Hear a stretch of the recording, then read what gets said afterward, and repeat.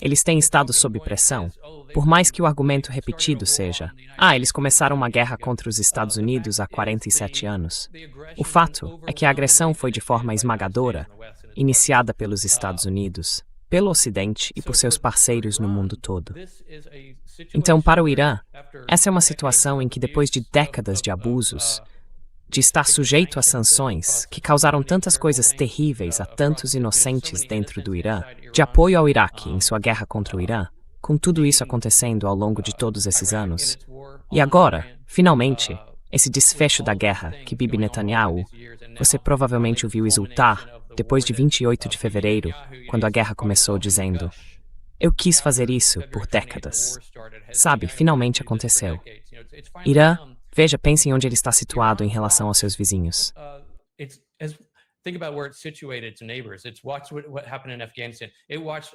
Assistiu ao que aconteceu no Afeganistão.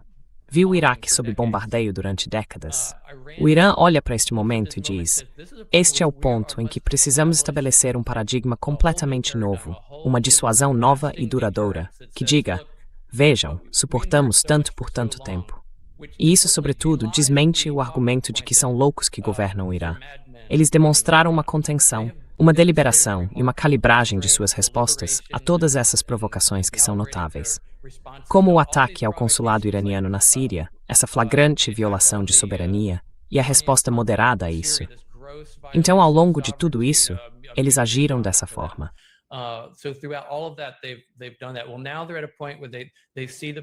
Bem, agora eles chegaram a um ponto em que veem o poder do Estreito de Hormuz e estão determinados a impor um paradigma inteiramente novo. Então não se trata mais apenas de, digamos, uma maioria democrata no Congresso concordar com algum cessar-fogo. Eles já passaram por isso. Tinham um acordo com Obama, a administração seguinte entra, Trump o desfaz, por pressão de John Bolton, desfaz o acordo nuclear. Eles foram de um lado para o outro, sofreram tantas reviravoltas nisso, inclusive desde junho passado, e depois foram atacados durante as negociações e assim por diante. Não há confiança. E eles querem ter uma segurança duradoura de que estamos entrando numa nova era, em que os Estados Unidos e o Ocidente precisam entender que têm de recuar.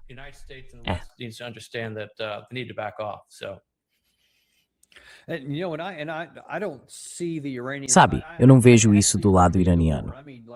Na verdade, no começo da guerra, quer dizer, na primeira semana, nos primeiros 10 dias, eu até disse algumas vezes no ar: olha, para ter sucesso, o Irã só precisa sobreviver. Só precisa continuar viável. Já nós temos que derrotar fisicamente o outro lado. E o padrão exigido era muito mais alto. Mas acho que o Irã passou a perceber que o controle que tem sobre o Estreito de Hormuz e a capacidade de manter esse controle, não importa o que fizéssemos, colocou o país em posição de dizer: ei, espera aí. Há outras coisas possíveis aqui. Talvez até consigamos uma vitória militar sobre os Estados Unidos. Acho que essa é uma das possibilidades que agora está sobre a mesa, e parece que esse é parte do raciocínio. Ontem tivemos o professor Mohammad Marandi no programa, e ele insinuou isso fortemente. That it's ports with New York and growth.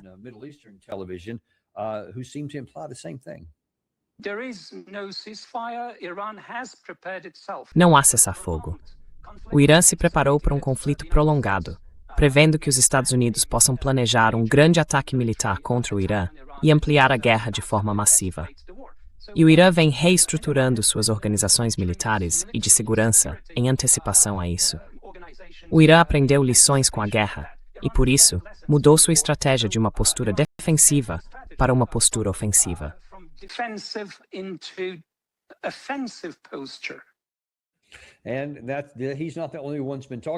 E ele não é o único que vem falando disso. Galibaf tem feito algumas declarações no X e na televisão iraniana. Alguns generais da Guarda Revolucionária Islâmica vêm fazendo declarações cada vez mais provocativas, como podemos passar à ofensiva, como ele disse ali mesmo. E sabe, quando você começa a olhar para nossos estoques de mísseis, sobre os quais falamos aqui há poucos segundos, e voltaremos a isso daqui a pouco também, quando você olha para as capacidades defensivas que eles têm, sabe, sobre essas montanhas, com esse tipo de estrutura que não conseguimos penetrar, e já provamos, em pelo menos 2 rodadas distintas desta guerra, que não conseguimos atravessá-la.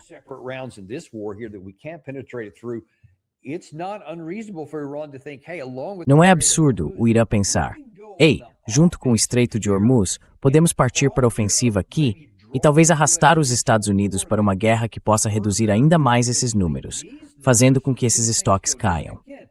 De novo, tenham em mente, isso é fundamental entender. Essas reduções enormes dos nossos estoques e inventários são resultado de apenas 53 dias de guerra. Agora, talvez se possam acrescentar alguns dos ataques contra os Houthis no passado. Mas isso está falando do inventário anterior à guerra. Essa é a alegação dos CSIs. O que aconteceria se fôssemos arrastados sem ser por escolha nossa para um conflito? Se não pudéssemos simplesmente escolher nossos 40 dias aqui, 13 dias ali, mas ficássemos presos a um conflito prolongado e contínuo, do qual não pudéssemos escolher sair, e acabássemos sem as armas de alta precisão, o que aconteceria então?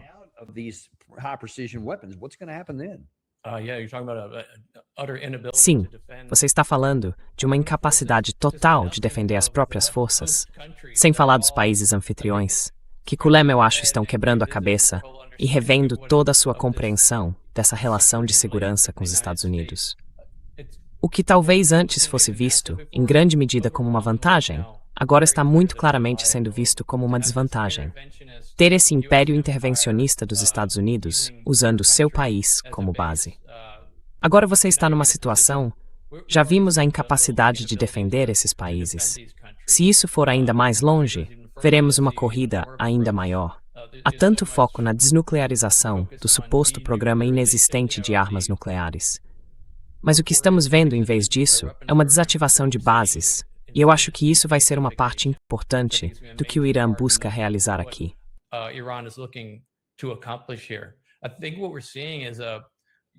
Acho que o que estamos vendo bem diante dos nossos olhos é esse despertar, por assim dizer, do Irã, depois de ter sido intimidado de tantas formas por tanto tempo. E não estou dizendo que, quando falo em intimidação, isso necessariamente significa que esse governo seja virtuoso. Eu não. Sou libertário. Então, na verdade, não acredito que exista algo assim. Mas eles estiveram sob uma pressão tão grande por tanto tempo, meio acuados, reagindo e assim por diante. Agora, acho que estamos vendo uma mudança completa para uma postura mais assertiva, por causa do que eles já demonstraram neste ano. A capacidade de resistir e retaliar de uma forma tão poderosa e do que conquistaram ali. Eles veem isso, eu acho, como uma reordenação de todo o cenário de oportunidades. Como você disse, eles enxergam muitas outras oportunidades aqui.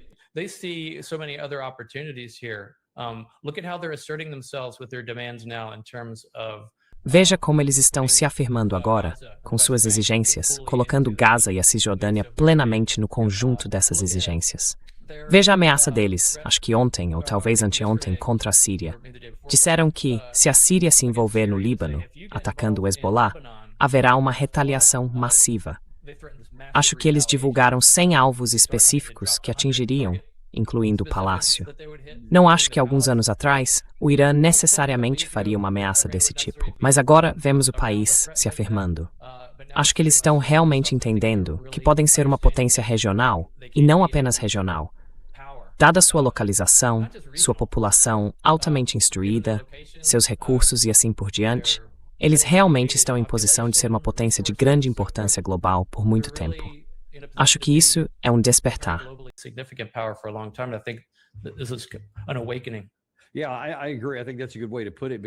Sim, eu concordo. Acho que essa é uma boa forma de colocar, porque acho que eles se deram conta disso. Antes de tudo isso começar, e acho que nas fases iniciais, pode ter havido bastante concordância em Teherã de que sim, só precisávamos sobreviver para conseguir vencer isso. Mas acho que eles não sabiam como conseguiriam fechar o Estreito de Hormuz. Era sempre algo teórico. Só que, quando de fato viram como podiam controlá-lo e perceberam o poder que isso lhes dava, acho que, meio como aquele estudioso acabou de mencionar,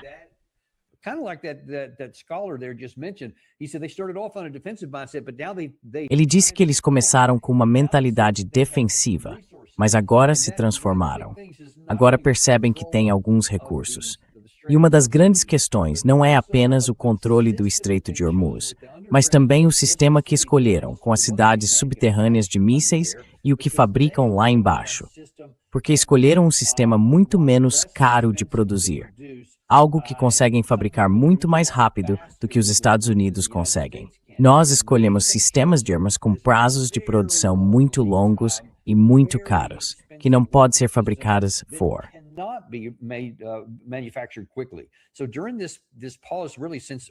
Então, durante essa pausa, na verdade desde abril, quando estamos numa pausa efetiva, tirando aquela breve janela de 13 dias, o lado iraniano vem aumentando seus estoques.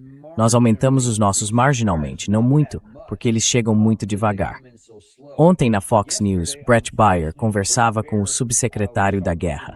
Ele buscava alguma confirmação e algum incentivo de que, ei, estamos fazendo algo bom, um bom acordo com esses sistemas de armas, então não precisa se preocupar com isso.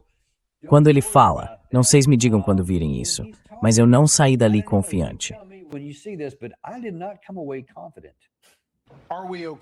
Estamos preparados? Se o presidente disser amanhã que vamos manter esse esforço contínuo dentro do Irã, temos as munições para fazer isso acontecer? Bem, acho que o presidente Trump, o secretário Hegseth e o general Kane deixaram claro que estamos prontos. As Forças Armadas dos Estados Unidos podem derrotar qualquer ameaça, a qualquer momento e no lugar que escolhermos. E acho que isso continua sendo verdade hoje. Certo, porque era isso que eu ia lhe perguntar. Em março, o senhor disse ao Congresso que temos as armas de que precisamos, mas isso foi há 5 meses. Ouça só, Trump simplesmente, ele não disse que eram adequadas. Ele disse que os Estados Unidos têm capacidade de lutar guerras para sempre, que praticamente temos um suprimento ilimitado de armas e munições. De onde ele tirou isso? Quem disse isso a ele? Foi você que disse isso a ele? Foi o secretário Hegseth? Quem disse a ele que temos um suprimento ilimitado de armas? Participei de uma conversa diretamente com o presidente. Mas se o tira com suprimento ilimitado de armas? Acredito que temos as armas de que precisamos. Mas já são 55 dias bombardeando os Houthis, 13 dias defendendo Israel e agora 5 meses e meio, e contando, em conflito com o Irã. Você ainda acredita no que disse ali? Bem, acredito.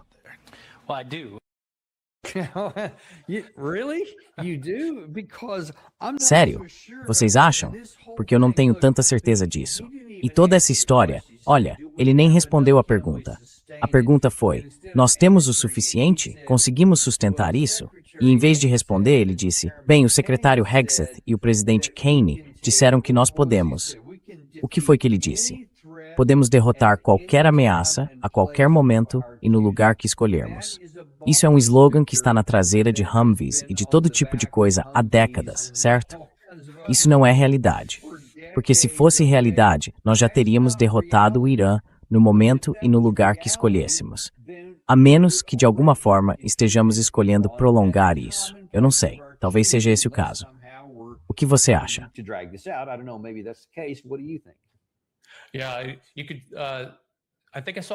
Dava pra, acho que vi o nariz dele crescer enquanto ele falava. É engraçado.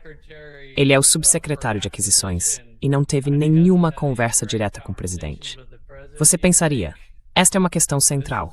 Você pensaria que a pessoa que está comandando isso, se você fosse o comandante em chefe, aposto que falaria diretamente. Vamos cortar intermediários. Vamos falar diretamente com a pessoa mais responsável por isso. Também deu para rir um pouco do comportamento dele. Quase pareceu um vídeo de refém.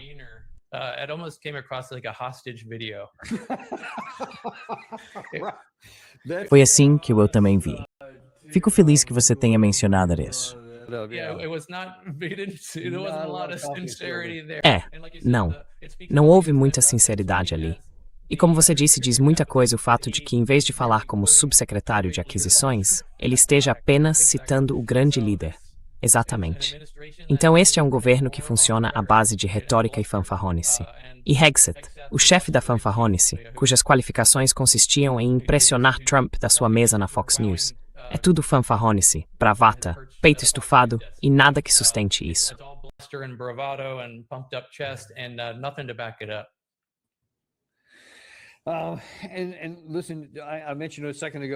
E escute, eu mencionei há pouco, quando estava falando sobre Jack Kenney, que ele disse que os iranianos tinham dois objetivos diferentes. Um era simplesmente sobreviver, e basicamente, desculpem. Um era colocar a culpa nos democratas e esperar que os democratas os resgatassem.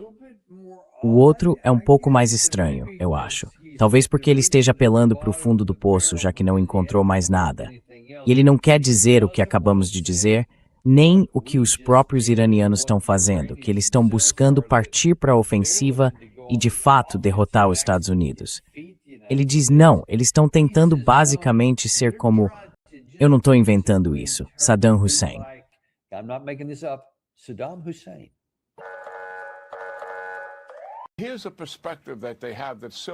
Aqui está uma perspectiva que eles têm, parecida com a de Saddam Hussein. Lembram da tempestade no deserto? Ele tinha seu exército, tomou partes do Kuwait e os campos de petróleo, ameaçando a Arábia Saudita, e nós formamos uma armada diante dele. Mobilizamos centenas de milhares de soldados. Não havia dúvida de que nós o expulsaríamos do Kuwait. E todo mundo, inclusive eu, dizia, bem, ele não vai deixar que destruamos o exército dele. Certamente vai recuar. Mas ele não recuou. Ele aguentou o golpe. Agora, por que ele fez isso? Na cabeça dele, ele sobreviveu e conseguiu se recuperar. E na cabeça dele, isso foi uma vitória. Os iranianos estão numa situação muito parecida. Se sobreviverem a isso e conseguirem reconstruir e se recuperar, eles acreditam que isso é vitória, apesar da enorme perda econômica, da enorme perda militar e também política. Eles não pensam como nós pensamos.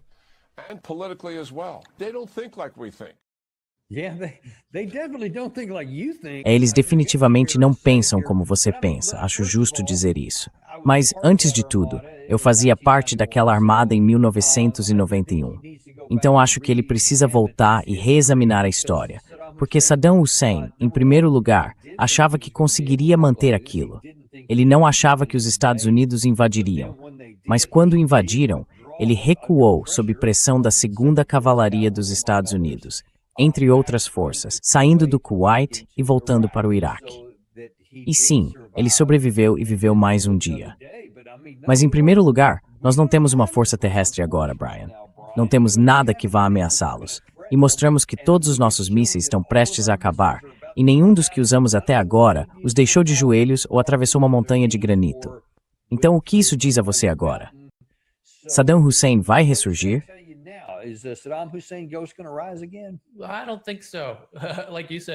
Eu não acho. Como você disse, infelizmente, parece que a opção de intervenção terrestre, que foi usada como ameaça por tanto tempo, chegou a um ponto em que praticamente todo mundo já internalizou isso. Talvez com exceção de Mark Levin, que eu odeio continuar mencionando, mas ele é um exemplo clássico de uma retórica terrível sobre essa questão. Não vamos ver um confronto em terra. Trata-se mais de simplesmente sobreviver. Esse é um chão to divert to force o sistema.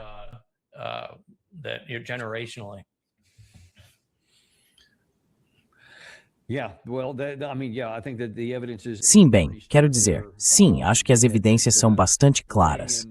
Tivemos aquele acadêmico iraniano dizendo isso. Ontem, o professor Morandi também disse. Ghalibaf está dizendo. Hassai, o novo general da Guarda Revolucionária Iraniana, está dizendo essas coisas. E acho que uma retórica cada vez mais agressiva está ganhando destaque. E você também falou bastante sobre isso.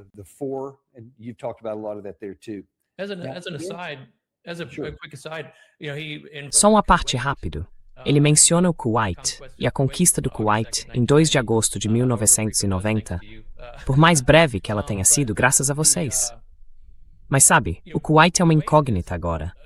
Você poderia ver milícias iraquianas começando, possivelmente, a mirar o Kuwait, que o Iraque há muito tempo acha que deveria fazer parte do Iraque.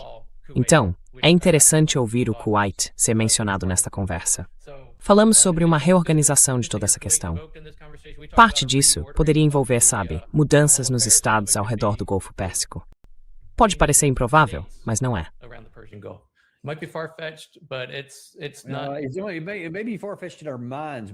Pode parecer algo distante na nossa cabeça, mas tem havido muitos comentários sobre isso. Na verdade, ontem eu até perguntei ao professor Morandi a respeito, e ele, sem hesitar, disse: sim, acho que é um risco significativo. Sabe, não temos patrocinadores porque odiamos ficar bombardeando vocês com anúncios. Eu não gosto disso. Então, retribua um pouco esse carinho. Inscreva-se, deixe seu like e envie isto para alguém de quem você gosta. And send this to somebody you care about.